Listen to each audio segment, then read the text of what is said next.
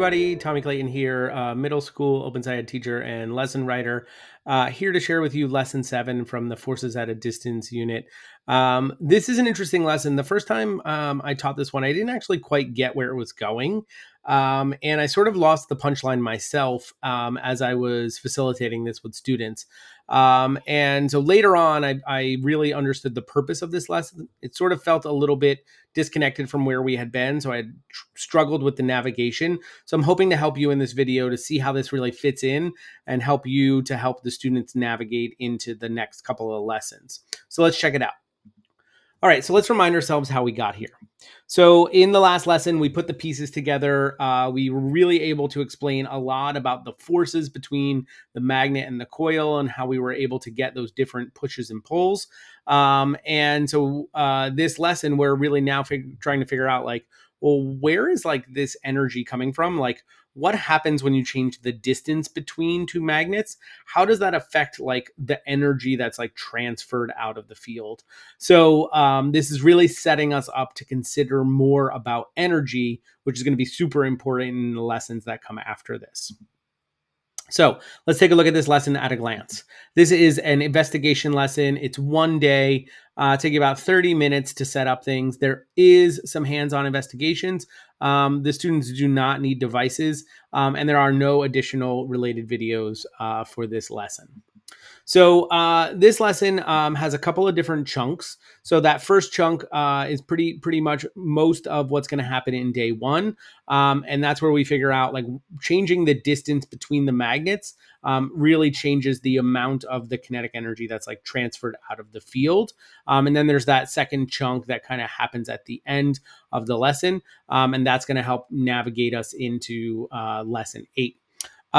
We really figure out that both attractive and repulsive magnetic fields can transfer energy, and that changing the distance between the two magnets changes the amount of energy that can be transferred out as kinetic energy. In other words, seeing things move. So let's take a look at some of the key moments. So in part 3, this is where we're actually going to carry out the investigation. So we navigate into the lesson. We talk a little bit about planning this investigation, about how we can really figure out more about what is happening with the energy that's transferred out. It leads us to think about using carts because we can see those move and we can measure sort of where they go. So to set this up, we're going to set up the magnets to repel as seen in the picture. We'll put one on a brick and the other on a cart. And we're going to set up the meter stick so that 0 is actually the moment when the two magnets are actually touching. We're going to give students 10 minutes to collect as much data as possible. They might make choices to do lots of different increments, or they might make choices to do few, but like multiple trials over and over again to get more reliable results. Either way is fine. We're just going to give them 10 minutes to get as much data as they can. And in this part, they're going to be calculating the speed of the cart as it is launched due to the energy transferred from the magnetic fields. So then they're going to make sense of that data. And so they're going to try to really put together their results and look back at their hypothesis that they established early on in the lesson and evaluate how it held up. And then they're going to take a look at 2 other questions, which poses scenarios that are related to units 8.1 and 8.3. So we look back at some stuff around potential energy and some stuff around sound in those 2 particular questions. So the lesson wraps up after that and navigates into the next piece. And where we're going to go in the next lesson is we're going to start to really think about where the energy is coming from in our like coil magnet system in the speaker. So this was the part that I was like really unclear about. And so the reason that we're doing this lesson is to get us to think about energy. And so at the end of the lesson, we're like, oh, cool. We figured out that like distance matters. Then we're like, well, wait a second. Where's the energy coming from in the speaker? And it sets us on this whole other great path to want to explore more. So when you're doing this lesson, we're really trying to get the kids thinking about energy because we want them to question where the energy might be coming from in the first place with the magnetic field. And that'll lead us down a really cool path. Okay, let's talk about some tips and tricks. So in part 3, when we're carrying out that investigation, we want to remind students to record where the magnet ended, not the other end of the cart. We are focused on where the magnet starts and where the magnet ends.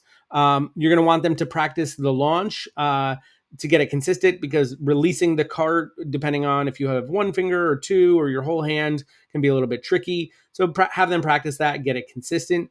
If you are okay with it, have the students film the cart. That'll help with the timing part of it. Having them use stopwatches to get the speed part of it can be a little tricky. So if you're okay with them filming, it can make things a little more precise for them. Sometimes the cart can go beyond the meter stick if you have a really nice surface. So just practice this, check it out. Have some extra meter sticks if need be for students to measure if the cart goes beyond the meter stick.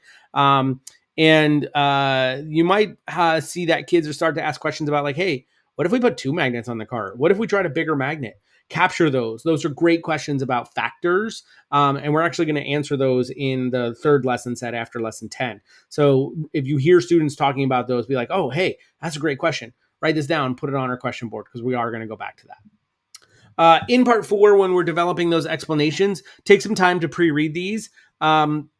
Questions 2 and 3 call back to 8.1 and 8.2. So if your students haven't done those, you might want to consider some scaffolds, or maybe just omitting those particular questions since they deal with potential energy and sound.